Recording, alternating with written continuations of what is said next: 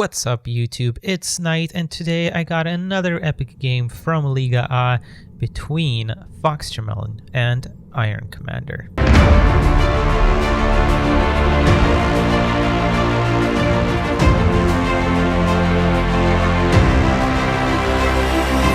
Let's introduce our first player. In the top right, we've got our white Iron Commander with the name of FoxTermelon.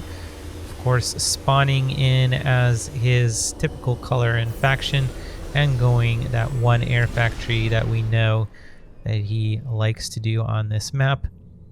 And let's see if he's gonna go TML. His opponent is none other than Iron Commander, spawning on the other side of the bridge with his typical Cybran faction and going that blue color, of course. So pretty expected, I think, from both players. FoxTermelon's scout is already on the way, flying directly over Iron's base here. Iron looks like he's already prepping some teleport defense, or just a little bit of it, I guess, by placing those energy generators and spreading them out. Going straight into one land factory. Surprising, sending his scout directly to see those double air factories that FoxTermelon ended up going. Of course, Iskellian Coast is FoxTermelon's map choice. He likes to prep this map. I think he liked this map all the way from the first season, as Iron Commander does end up losing this first air engagement. FoxTermelon escapes with 3 airplanes there.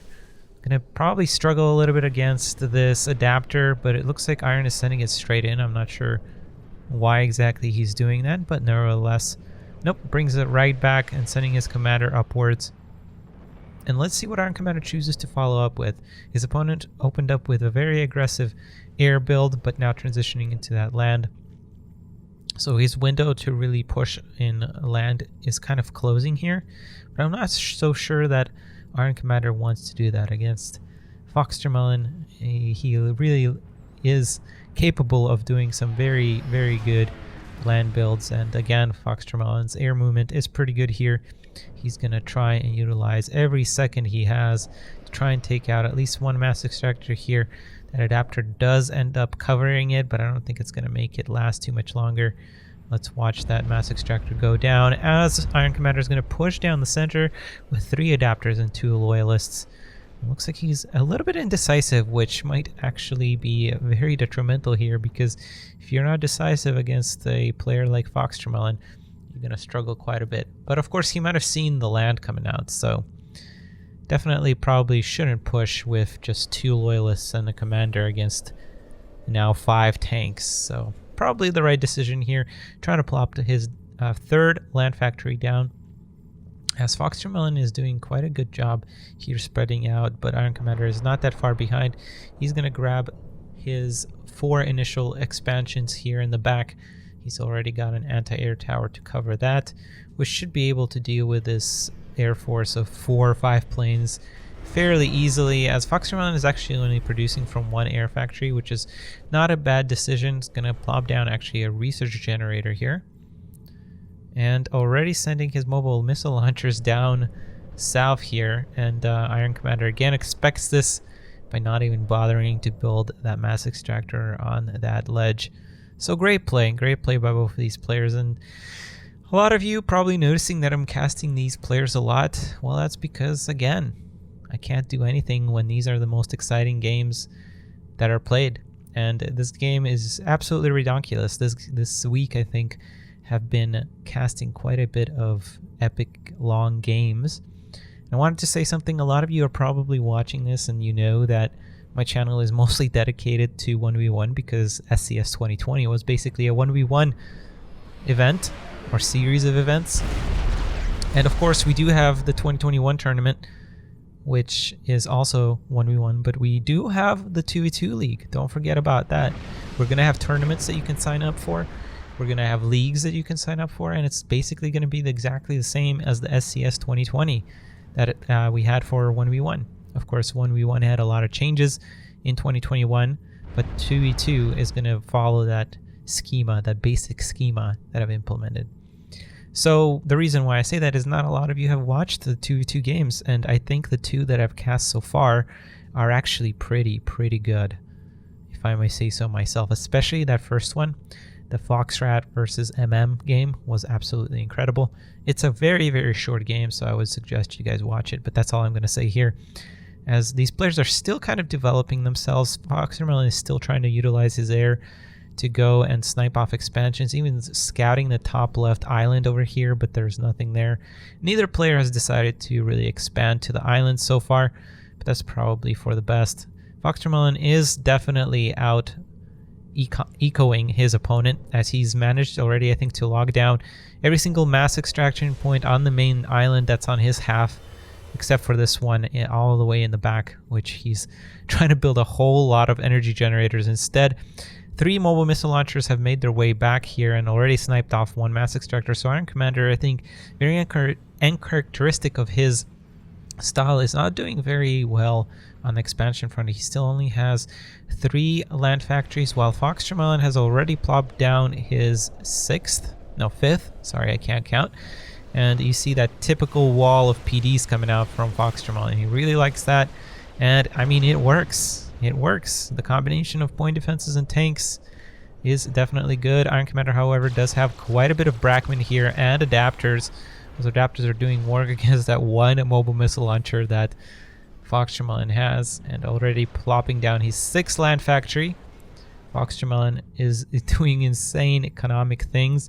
I don't think Iron has picked off on these mobile missile launchers. Well, he does now. He sent just 1 air, or what are they called? Geminis. Oh my goodness. Struggling already.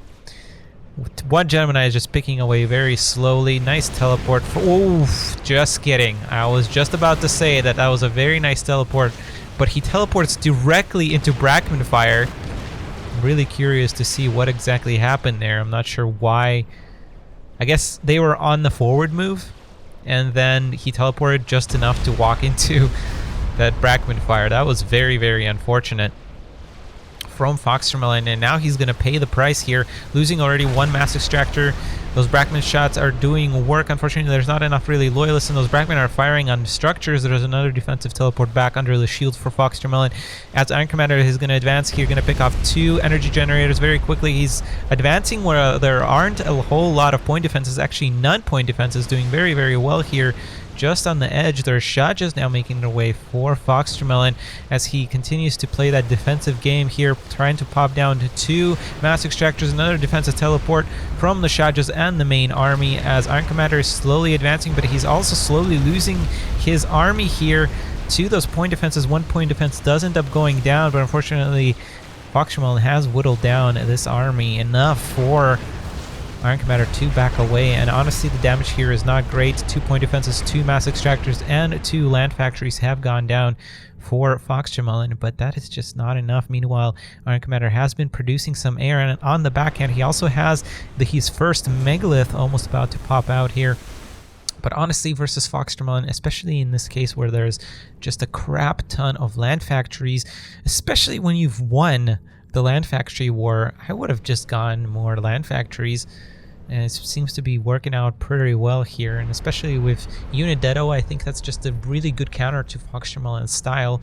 I'm not really sure why Iron Commander is breaking his typical play. His air force is going to engage the small force from FoxTermelon, who still has not resumed his air production. Looks like pretty much prioritizing his land production, which he's lost. So that's going to bite him in the foot here a little bit, as Iron Commander wins that fight and still has roughly 10 planes left. That first megalith is making its way down to the center of his base. There's so many point defenses. There's 5 point defenses here trying to lock down the center section, but unfortunately now that the megaliths are out, they're going to be able to pick them off from the distance. Shajas are now engaging, taking down those adapter shields. The megalith is on the retreat. There's a defensive teleport, doing a nice job from FoxTermelon. That megalith is now trying to focus down that main army from FoxTermelon. Unfortunately not doing enough damage. Weird teleport from FoxTermelon, I would say. Oh no, actually I see what he was doing. He was trying to put those Kragdows, which aren't really doing nothing, to soak up some of the damage. Unfortunately, again, walks into a lot of Brackman fire there. And Iron Commander is just doing well due to the very ill teleports from FoxTermelon. By the way, that last mobile missile launcher is sinking to its demise down there, or maybe I don't know where those came from, but they were still doing a lot of work here. FoxTermelon is just trying to buy himself as much time on his front, however, while that megalith is starting to slowly pick away on the energy factories over here, or energy generators rather, but it is almost halfway health here. Geminis are coming in. Let's see what their targets is. He's going to target down a energy generator. That's a weird target fire. FoxTermelon's commander is going to make his way out here. I'm not sure what he's doing there. Probably trying to soak up a little bit of damage.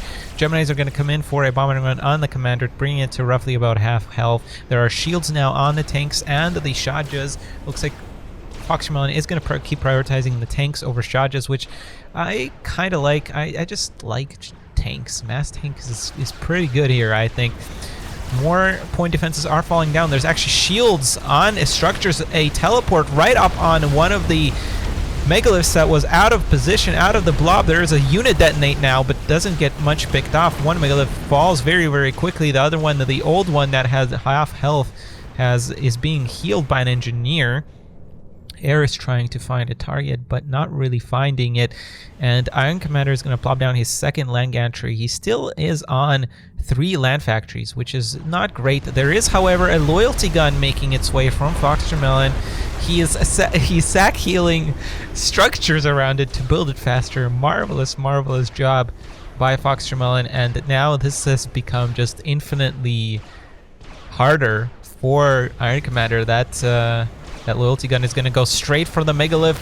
Iron Commander is still not picking up on this. He's going to need to sacrifice this megalith, no doubt. It's probably going to be a control K. He chooses to advance. Going to jump jet in, and that megalith actually dies before it can get captured or controlled K'd. I think it died to like point defenses or something.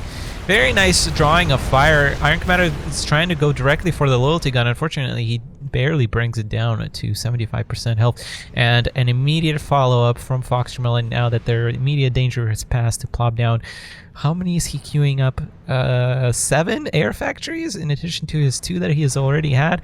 The megalith is going to try and come back here to protect this advancing army, but there's so many tanks without structure detonate, and he hasn't really prepared himself for structure detonate. This row of energy generators has not been plopped very, very well. That megalith is gonna get taken out just before it comes out. FoxTermelon continues his incredible run of taking out land gantries seconds before they produce their megalith. Absolutely insane. Let's see if there's a structure detonate. No. Oh yes, there was, but there's shields on those tanks that now that it doesn't really matter. Unfortunately, he does walk into another mass extractor. If there was another structure detonate from Iron Commander, it might have been a very, very nasty. No control for FoxTermelon. Is taking fire from 2 megaliths, and defensive teleport here, trying, not quite getting it. Not focusing down megaliths in favor of focusing down economy, and honestly, I feel like if Iron Commander just played a little bit better of an early game, this might have bit him in the butt. But right now, Iron Commander is going to clean up all of those tanks, and on the follow-up here, there's a bunch of air factories with shields. I'm not sure why FoxTermelon is prioritizing shields that much. He stopped his land production in favor of producing just a bunch of Weed buffs at this point, and I don't know, I'm not exactly loving this idea because Iron Commander can of course switch into adapters fairly easily, but instead I think he's prioritizing stars on his units because I do see quite a bit of training on there. Not sure that's the best response here. The air from FoxTermelon is going to be on its way. Just as a reminder, of course, despite having a superior land force, Iron Commander really can't advance with his megaliths because of that loyalty gun. And that's really why FoxTermelon has built that, or stopped rather, his land production rather. FoxTermelon now has enough air to really engage, and there's flares now also in addition to obviously shields, so there's really nothing that can stop him, and honestly I think he could just go in and snipe the commander at this point. There's just not enough anti-air here. Now the curious thing here that I want to point out, which is going to come into play here, is that this engineer, do you notice anything weird about this engineer here? Well, you better notice something weird about this engineer here, because he is not a part of the Aeon family, And we're going to keep watching that engineer very, very closely as there is an air engagement here. I think FoxTermelon is probably not finishing this game because of that engineer. But we do see a research generator from the Cyber faction. And yeah, I mean, I can't really say too much. And again, another weird choice by Iron Commander. He's decided to plop down 3 naval factories. My question is why? I mean, it goes against your style, and it also goes against what's on the field right now. That it's gonna do nothing really against this loyalty gun unless your plan is to send them around the map. But then again, there's air now, so can't really do anything about that. The correct way to deal with this, I think, is to really try to turtle at this point. Try to build artillery and hope that your opponent doesn't have cyber engineers that are gonna start building something pretty soon. I mean, they're already building research generators, and there's an anti-nuke here just in case. So even if Iron Commander had a nuke coming, I think it would get shut down. Yeah, really just prioritizing just random things at this point from FoxTermelon and not even caring about the adapters there. Iron is doing his best effort to counteract this, but honestly, it's not really going to do much. There's a stream of tanks also coming down the right-hand side of the map. There's quite a bit of Salem-class destroyers over here that could probably contest with the air, although it does have flares. So I don't know. This is a weird game. And look at this. Look at this. FoxTermelon doesn't even give a crap about waiting until he has 3 artillery stations. He's just gonna start firing that shit. I mean, why not? And Iron's base here that he set up is just absolutely the worst setup against artillery. But I don't think you, like, in what game do you expect an Aeon to have artillery? Which, by the way, I think the loyalty gun captured that engineer. And it's curious that Iron let that live. But yeah, now there's just a bunch of... There's a cyber land factory here, so... FoxTermelon doesn't even... he's not even building air anymore. He's just building artillery stations. Oh, man. And there's, like, literally nothing that Iron can really feasibly do. The only thing he could do is artillery at this point. But honestly, because of this air, he can't even spread it out, so any artillery would just get shut down from him. We already have 5, 6 artillery stations. 7, 8, and 9 are being built.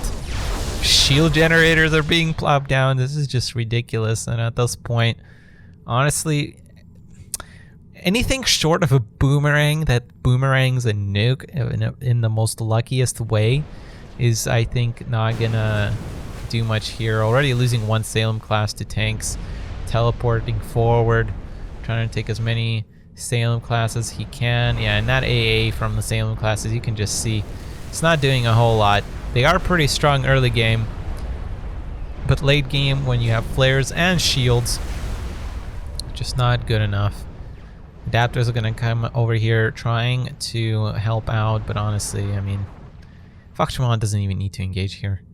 Iron Commander is trying to build a bunch of loyalists. It looks like, no, not loyalists. What are they called? Adapters. There we go. I'm just at a loss for words as to what is happening. I don't think I've ever cast a game. I've definitely played a game where there's been a switch of engineers, but I don't think I've ever played or cast a professional game where the engineers switch sides. Absolutely incredible what we're witnessing here. And honestly, FoxTermelon has so much mass. He's plopped down a ridiculous amount of air factories, and now he has, yeah, I'm even scared to count how many artillery stations he has. He's queuing up a Megatron, or a Magnetron, sorry. That is how ridiculous this game is. A Magnetron is being built by an Aeon. I think that's definitely a first, even for just playing a game. That is absolutely ridiculous. I don't know in what world you need a Magnetron and a loyalty gun, but that's apparently happening. And Iron Commander doesn't end up Control King. I wonder if he watched this game, because this is just absolutely insane. But FoxTermelon does end up going up 1-0 as we get a freeze here with beautiful artillery shots about to land into a nuclear explosion. Absolutely incredible game. Let's go ahead and see what happened in Game 2. Game 2 on Emerald Crater was played with the same colors and factions. Iron Commander, of course, Cybran personification going double Air Factory, nothing too surprising, and his opponent FoxTermelon with white Aeon is going double Air Factory as well. Both players expanding fairly well, Iron Commander being just a little bit in the lead here as the game progresses. And FoxTermelon is going to look for an engagement over here on the right-hand side. Unfortunately, Iron Commander's planes are here going to intercept. There is an air engagement that Iron Commander just seems to have the upper hand in, despite semi-equal numbers. It was a very poor engagement for FoxTermelon, which leads to him losing his whole entire air and control keying his commander. You really can't keep playing on Emerald Crater without air advantage, or at least an even air playing field, which leads us to 1-1 tie between FoxTermelon and Iron Commander, and things being still very unclear in the league table. If you're still watching, give a thumbs up to this video. If you liked the video, leave a comment. If you loved the video, please subscribe. And if you are blown away by it, check out my Patreon page. This has been Nite. Take care and peace out.